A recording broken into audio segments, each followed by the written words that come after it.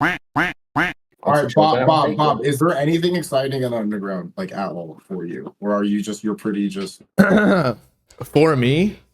Yeah, who is like exciting to you? Like, oh, I actually see this going far. I see the longevity. This is gonna work.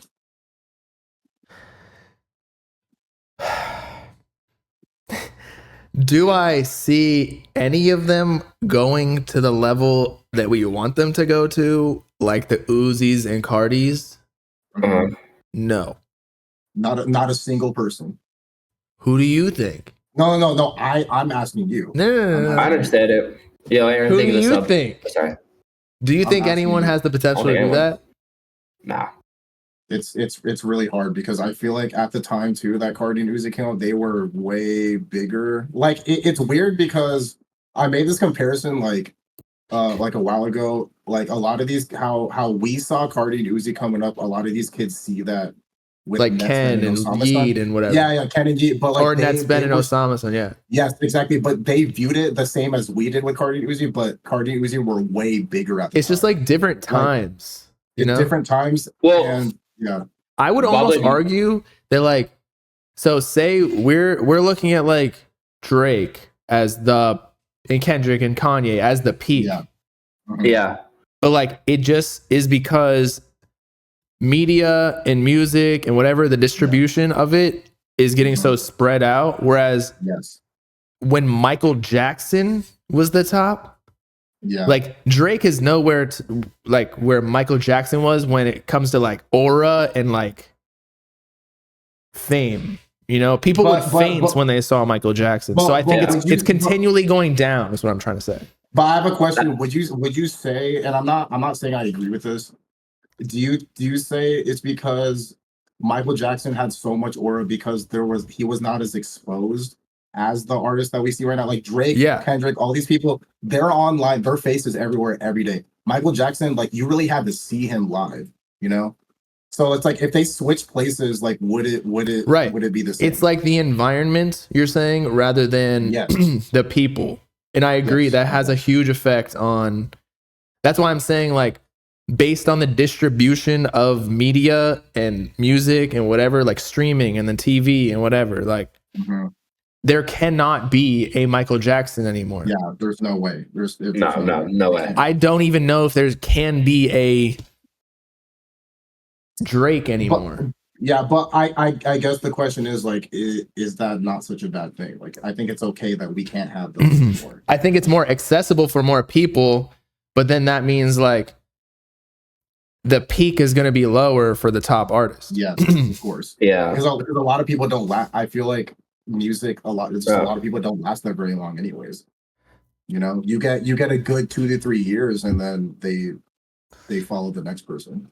So it's tough. Well, I think Bob, you made this point right now, but you also made it earlier. Like it really is like it keeps like decrease, like the peak keeps decreasing in size. Like the peak artist for each like era is continuously decreasing, and so I don't even see like an artist getting like it's gonna be really hard for an artist to get the Cardi size. Music is oversaturated too, and like everyone is so exposed, which means many artists could blow up. There's some really big artists right now that we don't even know about because it's such a big space. Right. Whereas before we would have known about like every single big artist because there would have been like 5 total. It was a much smaller box. Now there's like nowadays there's like a million different niches in music, and like there's like 10 really big ones in each of those niches. But I think that's like a good thing because it is more equal for people to join if you put in the hard work. No, I agree. I think it's a great thing, but a lot of people don't see it as a good thing because a lot of people's expectations of these artists is, oh, well, they're not going to last as long as Drake. They're not going to last as long as this artist. Right. And I don't know. I just don't really think it's fair because it's so spread out these days. Yeah. So I don't know. I think it's fine. I think longevity is like. I feel like people. What up? Get like Prince. What up, KG Prince? In my opinion. That is. I used to think about that a lot. I used to like only think about longevity, like for these artists. But so, who asked the question originally? which was, do I see any artists? It was me. What was it? I was like, do you see anyone in the underground like, oh, I'm excited for this. I know that this is gonna work, and I think like, do you think Ken Carson can realistically get bigger? He already got the Uzi feature. He already has the Cardi cosign. It's hard because see, that's what I'm saying. Ken, Cardi, Lone, like these are like artists that they are mainstream level, but I don't know if that's really gonna. Even with Cardi, bro, his music still doesn't attract the wide majority of the world. Right? He needs The Weeknd or Travis Scott to take him to that next level. But that's also another argument in the Cardi community, because I see a lot of hate in the Cardi community too. Like, oh, he's falling off. His music is getting more bland. Blah blah blah. But it's like you kind of have to be a little bit more bland in order to go up, in my opinion. Yeah, right? to like for regular people to be able to listen. Like, bro, a lot of Cardi fans were mad because that Cash Cobain snippet or that whatever, shit was mid as fuck. I know, but that's one. But that was a great. But see, that's not good to us. It's very digestible for the wide majority of the people, and so I think that song would actually be a hit because people would be like, "Oh, this is fire!" Like, and it's I don't know. I don't even think that it was like mainstream digestible. I just thought it was boring. Really? I think that beat was very like mainstream esque. Like, oh, this is what. Yeah. This is kind of like I don't know, because like. But I don't know if the hook was. Yeah, it's not. But see, that goes back to the conversation. Like, I don't know if these guys can make that. You have to, in order to be mainstream, you have to make digestible music. But wait, I don't. Can Ken Carson get bigger? Yeah, one way. Cardi feature. The Cardi feature will, and that'll get him bigger. But it's like slightly. It's like stocks. It's like stocks and cryptocurrency. Like it's hard. It's a buy the rumor, sell the news event. Like I don't think. Okay, see, this is what I'm saying. Ken can get bigger if he has maybe a few more mainstream features. But like who? Like Travis Scott?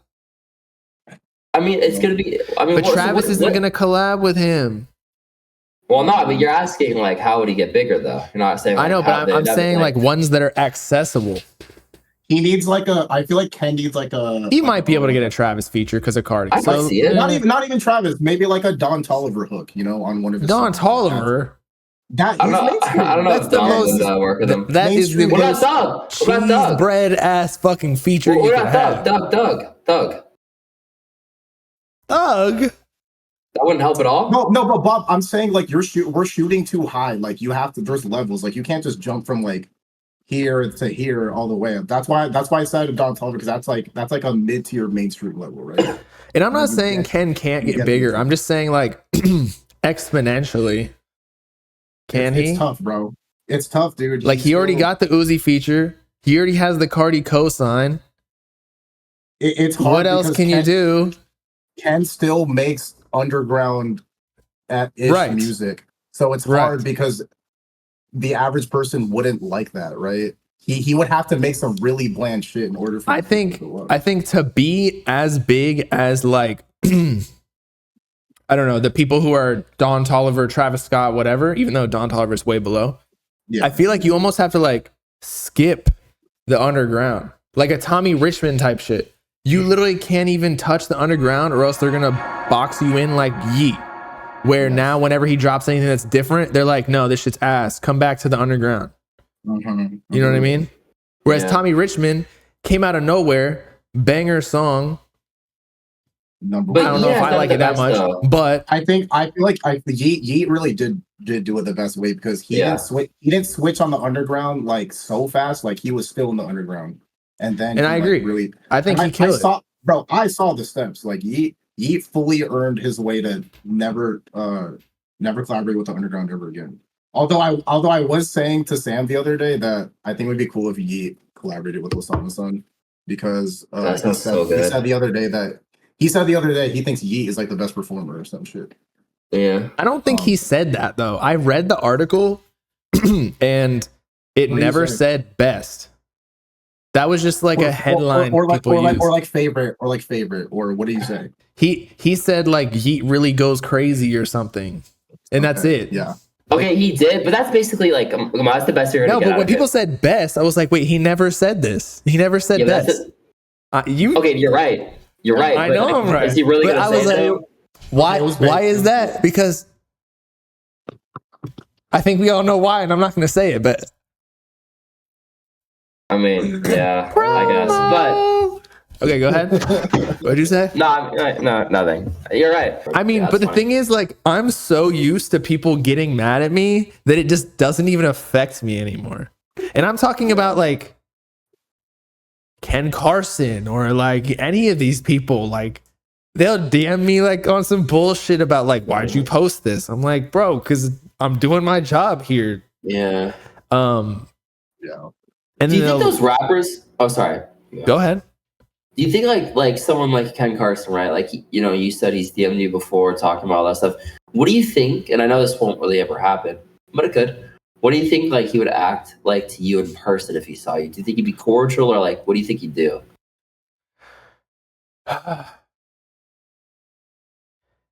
I met his manager, Michi, and Great guy. Very cool.